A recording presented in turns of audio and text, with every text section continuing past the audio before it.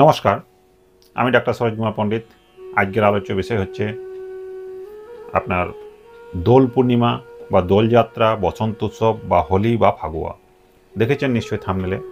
Actually এইটা সবাই জানেন, সবাই উৎসবটা পালন করেন, কিন্তু একটু ডিপলি এটাকে বোঝা দরকার আছে। অ্যাকচুয়ালি ব্যাপারটা হয় কি, এর পেছনে কী রহস্য রয়েছে, কেনই বা আমরা হোলি মানাই বা উৎসব করি, কেন আমরা এটাকে দোলযাত্রা বলছি, কেন ফাগুয়া বলছি, বসন্ত উৎসবও বলি, আবার কোথাও কোথাও গৌর উৎসবও বলা হয় বা গৌর পূর্ণিমাও বলা হয়। চলুন আজকে এই বিষয়ে আলোচনা করব। তার আগে বলে নিই, আপনি যদি আমার চ্যানেলে প্রথম দর্শক হয়ে থাকেন তাহলে আপনাকে ধন্যবাদ। যারা অনেক দিন ধরে আমার সাথে যুক্ত হয়ে রয়েছেন তাদেরকে অশেষ ধন্যবাদ। আর কি করবেন, ভিডিও চলাকালীন যদি মনে হয় ভিডিওটা একটু হলেও উপকারে লেগেছে তাহলে একটা লাইক দিবেন এবং সাবস্ক্রাইব করা না থাকলে সাবস্ক্রাইব করে নেবেন। আর পাশে যে আইবল বাটনটা রয়েছে ওখানে অলে প্রেস করে রাখবেন, তাকে যখনই আমি ভিডিও দেবো আপনি সাথে সাথে পেয়ে যাবেন। আমার ইউটিউব চ্যানেলের নাম হচ্ছে সত্য ধর্ম।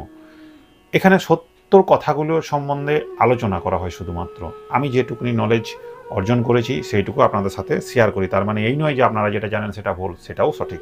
শুধু আলোচনার আদান প্রদান হওয়া, ঠিক আছে না? চলুন আজ তাহলে টপিকটা শুরু করা যাক। সেটা হচ্ছে দোলযাত্রা, দোল পূর্ণিমা, বসন্ত উৎসব, হোলি বা ফাগুয়া বা গৌর পূর্ণিমাও এটাকে আমরা বলে থাকি।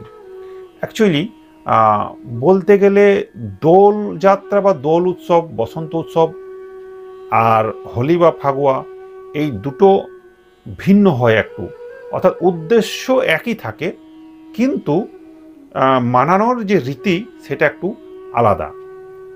যেমন যদি আমরা দোলযাত্রা সম্বন্ধেই বলি, বসন্ত উৎসবও বলি, বা আমরা গৌর পূর্ণিমাও বলে থাকি, গৌর উৎসব।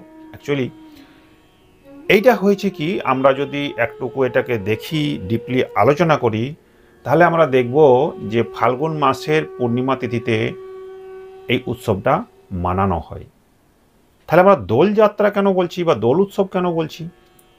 অন্য জায়গায় তো হোলি বলে, ফাগুয়া বলে, আমরা এখানে বিশেষত বাংলা বলতে পারেন, জেনারেলি বাংলা, উড়িষ্যা, আর কোথায় আসাম, এইগুলোতে কি হয়, বা বাংলাদেশের যারা বৈষ্ণব ধর্মমতে বিশ্বাসী, বৈষ্ণব যারা, তারা জেনারেলি দোল উৎসবটাকে ভালোভাবে মানায়।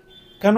কারণ হচ্ছে যে যখন মহাপ্রভু, এই সময়টাতে বলা হয় মহাপ্রভুর ওই দিনে জন্ম হয়েছিলেন, কিন্তু আমার যতটুকুনি পড়েছি সেটুকুনি মনে হচ্ছে যে মহাপ্রভু যখন বৃন্দাবন দুবার গিয়েছিলেন এবং সেখানে যখন তিনি দেখেছিলেন যে এই উৎসবটা তো খুব সুন্দর, হোলি মাখা হচ্ছে, কীর্তন করা হচ্ছে, গান গাওয়া হচ্ছে, তো তিনিও দেখলেন আমার বাংলায় যদি এটাকে আমি প্রতিষ্ঠিত করতে পারি তাহলে আমাদের মানুষের মধ্যেও খুব ভালো হবে। তখন তিনি, এটা অন্ততপক্ষে 500 বছর আগেকার কথা বলছি আনুমানিক, তো তিনি এসে বাংলায় এই সমস্ত ওই নৃত্য কীর্তন এইসব জিনিস আরম্ভ করলেন এবং সেটা দোলযাত্রা রূপে উৎসবটা মানানো হয়। কেমন করে মানানো হয় সেদিনকে? অর্থাৎ প্রতিটা কৃষ্ণ মন্দিরে, বিশেষত ভগবান কৃষ্ণ বিষ্ণু যেখানেই আছেন, পরিষ্কার পরিচ্ছন্ন করে দোলায় বসানো হয়, দোলানো হয়, প্রসাদ বিতরণ করা হয়, কীর্তন করা হয়, ভক্তি করা হয়, গান করা হয়। এবং তিনি এইটার মাধ্যমে বলেছিলেন যে হ্যাঁ, উনি মহাপ্রভু আমার মালপোয়া খেতে খুব ভালোবাসতেন। তো তিনি বলেছিলেন যে যারা এই হোলি নয়, দোলযাত্রা উৎসবটা পালন করবেন, একে অপরকে রং মাখাবেন, মনের মলিনতাকে দূর করে নূতন রঙে রাঙিয়ে মনকে আগিয়ে চলার নামই হচ্ছে এই দোলযাত্রা।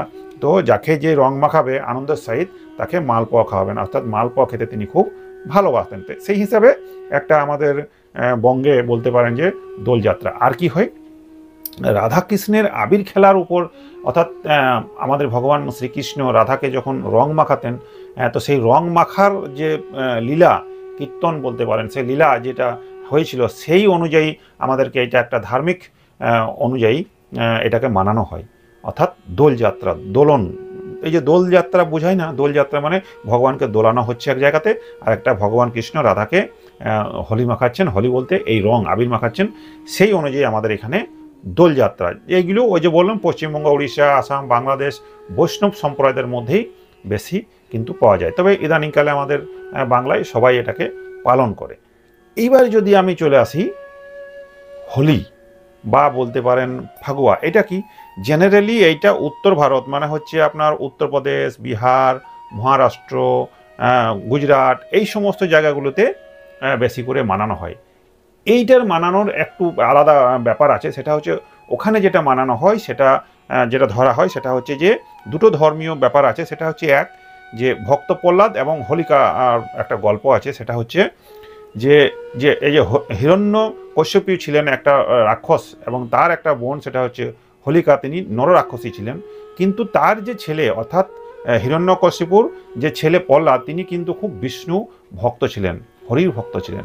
তিনি কোনো কথাতেই হরি ছাড়া কিছু বুঝতেন না। আর হিরণ্যকশ্যপ নিজেকে ভগবান মানতেন, আর ওর ছেলে ওনাকে ভগবান মানতেন না। তো এই নিয়ে তিনি দেখলেন যে ছেলে যখন আমাকে ভগবান মানছে না, তাহলে ছেলেকে শেষ করে দেওয়াই ভালো।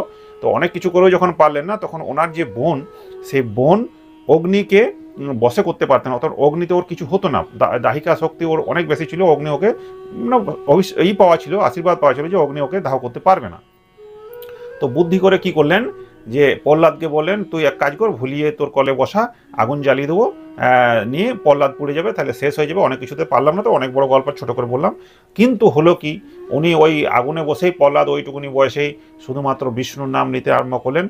হলো উল্টো, অর্থাৎ পুড়ে যাওয়ার কথা ছিল প্রহ্লাদের, পুড়লোকে হোলিকা। হোলিকা মানে হিরণ্যকশিপুর বোন, উনি পুড়ে গেলেন। তো এইটা একটা স্মৃতির উদ্দেশ্যে ওই সমস্ত উত্তরপ্রদেশ, ওই উত্তর ভারতে কি করা হয়, এই যে আমাদের কি হয় পূর্ণিমা তিথিতেই দোলযাত্রাটা করা হয়, কিন্তু ওখানে কি হয় পূর্ণিমার একদিন আগেই, অর্থাৎ পূর্ণিমার একদিন আগেই হোলিকা দাহিত হয়। অর্থাৎ এক জায়গাতে অনেকটা আগুন পোড়ানো হয়, চারিদিকে ঘোরানো হয় এইভাবে, এবং সেটা একটা অর্থাৎ অশুভ শক্তির বিনাশ রূপে এটাকে মানানো হয়। আরেকটা গল্প যেটা আছে সেটা হচ্ছে যে এই যে রাধা অর্থাৎ কৃষ্ণ ভগবান, তিনি মায়ের কাছে একদম গল্প করছেন যে মা, আমি তো খুব কালো, তো আমার মনটা একটু খারাপ, আবার রাধা কেন এত পরিষ্কার।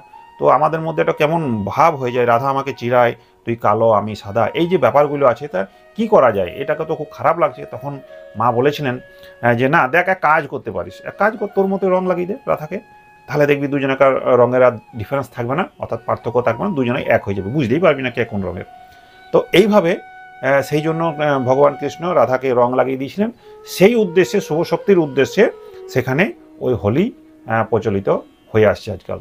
উদ্দেশ্য একই, দুই জায়গার উদ্দেশ্য একই, অর্থাৎ শুভ শক্তিকে জাগরণ করা, অশুভ শক্তিকে বিনাশ করার মাধ্যমে হোলিটাকে একটা আনন্দ মুহূর্তে তৈরি করা হয় এবং ধার্মিক একটা অনুষ্ঠানে পরিণত হয়। হোলিটা ওই সমস্ত উত্তর ভারতে সবাই মিলে করে। এই বিশেষত বেঙ্গলে যেটা দোলযাত্রা, সেটা বিশেষত বেশি করে হয় আপনাদের বৈষ্ণব সম্প্রদায় যারা তাদের মধ্যে, কিন্তু ইদানিংকালে সবাই আমরা এটাকে আনন্দ উৎসব পালিত করছি। এবারে আরও একটা গুরুত্বপূর্ণ ব্যাপার আছে, শুধু ধর্মীয় দিকটা তো আছেই, এর মধ্যে একটা সায়েন্টিফিক দিকও আছে। এই যারা বলে না যে সায়েন্স নেই ধর্মে, 100% সায়েন্স আছে। আমি যেটা বলি আপনাকে সবসময় সায়েন্সের দিয়েই বুঝাই, কারণ সায়েন্সটাকে মেনে চলতে হবে আমাদের। একটা জিনিস লক্ষ্য করবেন, আমাদের শীতটা পার করলাম, শীত পার করে কি আসছে, গ্রীষ্মের আগমন হচ্ছে, অর্থাৎ সংকোচন ছিল শীতকালে, এখন একটু প্রসারণ হচ্ছে, অর্থাৎ বৃহৎ হচ্ছে। এই সময়তে অনেক ভাইরাস, ব্যাকটেরিয়া, বিভিন্ন ধরনের জিনিস বেরোয়, বড় হয় বা বেরোতে থাকে, অর্থাৎ প্রকৃতির মধ্যে একটা দোলাচল সৃষ্টি হয়, একটা কম্পন সৃষ্টি হয়, অর্থাৎ ভালো খারাপ মিলে একটা অনুভূতি তৈরি হয় প্রকৃতির। এটাকে সহ্য করার জন্য কি করেছে, এই আবির এমন একটা অ্যান্টিভাইরাস, যে আপনার এই সময় যে পক্স ভাইরাসের যে প্রকোপগুলো বাড়ে, সিজন চেঞ্জে দেখবেন ভাইরাসের প্রকোপ বাড়ে। এই যে আবির, রং নয় কিন্তু, কোনো কালার নয়, প্রকৃতির নিয়মে গাছগাছড়া থেকে তখনকার দিনে যে হোলি তৈরি করা হতো বা আবির তৈরি করা, সেই আবিরটা যদি মাখা হয় শরীরে এই সময়, তাহলে পক্স হওয়ার সম্ভাবনা কমে যায় বা হয় না, এটাকে অ্যান্টিপক্স হিসাবে ব্যবহার হতো। তাহলে বুঝুন, তখন থেকে এটা চলে আসছে। মানে ধর্মের যে কথাগুলো একটাও ফেলে দেওয়ার নয়, আমরা হয়তো বুঝি না, আনন্দ করি আর ব্যাপারটা বুঝি না, কিন্তু এখানে ধর্মের সাথে সায়েন্স ওতপ্রোতভাবে জড়িত। তো তাই সবাই মিলে আনন্দ উৎসব করুন, কাউকে অযথায় রোগ নেবেন না, চোখ বাঁচিয়ে রং খেলবেন, রংটাও যদি প্রাকৃতিক হয় খুব ভালো, নইলে আবির খেলা সব থেকে বেশি ভালো। ধন্যবাদ।